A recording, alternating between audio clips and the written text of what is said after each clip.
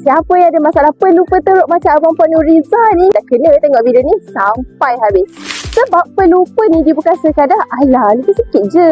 Kadang-kadang dia buat kita lambat nak settlekan kerja, tertinggal benda penting, nak kena ulang buat kerja yang sama berulang kali, dan boleh rasa serabut satu hari tu tau.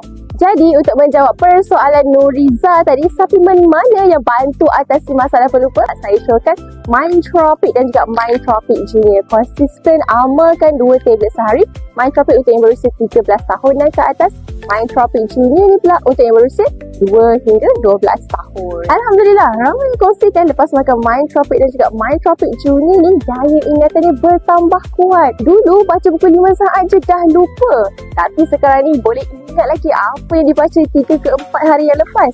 Yang ni pula anak lebih mudah menghafal lepas amalkan Mindtropic ni. So, sesiapa yang tertekan asyik lupa je tu, check beg kuning sekarang.